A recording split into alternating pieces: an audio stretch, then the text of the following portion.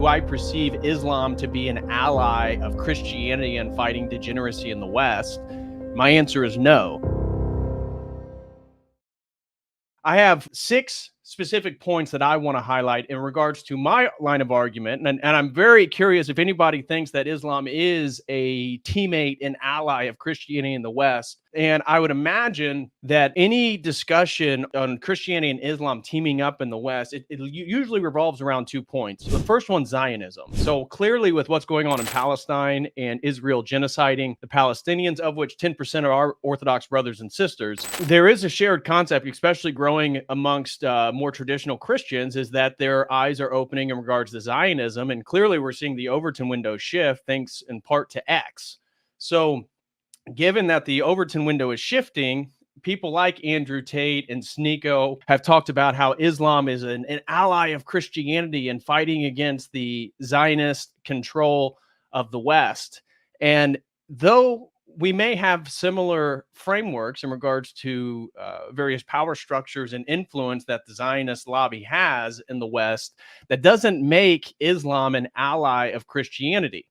And the other point that I would imagine somebody would argue is that Islam is anti-LGBTQ. And so if you're a traditional Christian and you see everything that's going on right now in the West with global homo, you would say, well, look, Islam would be beneficial because it's going to fight against a lot of the LGBTQ stuff and establish a more religious and traditional society. And both those points are true, Zionism and LGBTQ issues. However, I have my 6 points arguing that though we may have commonalities in those regards, overall, I don't know how compatible these worldviews are, especially sitting next to each other. And so my general opinion is that Islam as an ideology is absolutely an enemy of Christendom. And that doesn't mean you can't have a Muslim friend or Muslim people are good. And when we're talking about generalities about Islam, obviously we're not talking about people per se. We're talking about an ideology, a worldview. So I want to list my 6 points on why I believe that Islam isn't compatible with Christendom and why this is something that people really need to open their eyes about, because if we've witnessed what's going on in the UK right now and that they're literally emptying prisons so that they can put in people for hate speech who are against the mass migration and the Islamification of the UK. So my 6 points why I would argue Islam is not compatible with Christendom is, number one, they worship a different God. This was hammered, and I'm not going to get into all the apologetic arguments, but this was hammered by Sam Shamoon and Jay Dyer on their recent debate, and it has to do with the divinity of Christ and the Holy Trinity. And so I've seen this rhetoric by people online that are talking about how Muslims and Christians are going to be able to join forces. And when they always say, well, they're Abrahamic religions, Jews, Christians, and Muslims all worship the same God. Well, not exactly. And in fact, there's videos of both rabbis and imams saying that Jews and Muslims have a much more similar concept of God than Christians do. Christians are idolaters because we believe Jesus Christ is God incarnate. And so number one, from the get-go, because this is going to inform my next 5 points, is in the mind of a Muslim, or Islam generally speaking, Christianity is incompatible because it's explicitly idolatrous and it rejects the Holy Trinity and therefore worships a different concept of God. It is not the Holy Trinity. In our opinion, it is not the God of the Bible. You can probably figure out who we believe their God is. What's the opposite of the Holy Trinity? And so the next one is their theology of jihad, right? So obviously that is something that's made explicit and people have discussed ad nauseum. But I do recognize, because I know there's potentially a Muslim joining saying, look, jihad is a spiritual battle against sin. It's about our preservation and fighting the righteous spiritual war against degeneracy and filth. And though I recognize that's an interpretation, when we look through the history of Islam from Muhammad to the contemporary period, jihad also is mean to be militaristic, actual military conquest. And I know it's more popular in contemporary academic circles for sure to emphasize the spiritual battle, and they want to downplay the militaristic battle. But as we've seen with the mass migration in Europe, it's mostly young men And from their worldview, they are there for a particular purpose. And if you listen to the chants that were occurring in the UK after the recent protests due to mass migration, all that different stuff, the Muslim men that were out in the street with knives literally said, "This is our country now. This is our country now." And the conquering of infidels and those who reject the Quran is a central tenet and a central part of Islam. And Islam, I think you can make a pretty strong argument that it's the most militaristic of all the world religions. I would say quite easily you can make that argument. And so defeating Allah's enemies is part of the spiritual purification of not just oneself, the spiritual battle, but the purification of the society as a whole. And of course, when Muslims do take over areas and they become the majority source, they typically establish Sharia law, which we already have seen calls for Sharia law inside the UK. And I have articles presenting some of this stuff. And I'll just show you real quick. We're not going to read any articles. I want to get straight into the panel. And we already got a gentleman backstage. But, you know, here is the Sharia law councils here in the UK. This is just one quick article. Honor-based crime up 62% in 2 years. What could it possibly be in the UK? Of course, there's honor killings here in the US by Muslim fathers who believe that their daughters did XYZ. Europe has experienced a rise in anti-Christian attacks, reaching an all-time high in 2019. And of course, this has only been perpetuated further. This article was published on the 1st of 2020. So that's only increased. Of course, we've already seen all the rapes of European women. This is at a parliamentary question I found on their website, literally talking about the overwhelming wave of rape committed by Muslim migrants, particularly in Scandinavian countries. And of course, it highlights the English town of Rotherham that had 1,400 girls raped by Muslims that migrated to there. And of course, with the aid of the UK police, hid that from the public so they weren't aware of the extent of the crimes. And I just wanted to show you guys this one too. A recent law that was proposed in Iraq was wanting to limit the age of marriage from 15 to 9 years of age, which if you're familiar with the life of the Prophet Muhammad, he also married a girl at the age of 6, I believe, Aisha, and then consummated that relationship when she was 9 years old. So those are just real quick articles bringing up, again, some of the differences. But when Muslims do become the majority, they often establish Sharia law. And I'll highlight some of the points. I mean, Sharia law discusses every aspect of your life. And they tend to put the jizya on the people of the book. So if you are a Christian or a Jew, yes, you have a protected status under Sharia law in Muslim communities, but you have to either pay the jizya, convert to Islam, or battle to the death. Those are really your three options. And so the jizya is usually a tax, which then is sort of classified as a secondary citizen, usually for Christians and Jews within Muslim majority nations. And, you know, I can't imagine quite easily that if things progress in Europe, as I mentioned, my fiance, she actually just moved to the US. We just got our K-1 visa. Glory to God for that. We'll be getting married very soon. But she lives in southern Germany. And as I said before, where she lives, only 1 out of every 3 children is of German ethnicity. The vast majority are Turkish descent. And so that you play that out just 1 or 2 generations, and you can already see the outcome here. And so violence within, again, referring to jihad in Islam, is always framed in the perspective of defending Islam. And so I was reading in preparation, just a quick little prep. I was reading an academic depiction, and they're talking about how jihad, people have to realize that it's always defending of Islam. It's not necessarily an attack. But the more you read, the more you can see how, as a Muslim, you would easily interpret this as a defense of Islam is actually going out and attacking people, because defending Allah means a conquest or a defeat of all perceived enemies. So if you are a Christian, yes, they could go into your country and kill you. And for them, it's perceived as a defense of Islam, not an attack of Islam onto your culture. And so it's funny how it is framed as constantly defending itself, although it goes into other places and then commits atrocities to, again, purify and cleanse the society. So those are my first two. Worship's a different God. The theology of jihad is totally incompatible. Number three, the eschatology and global conquest. For those of you who don't know, Islam does believe in a sort of global militaristic conquest, and this has to do with the Mahdi's reign.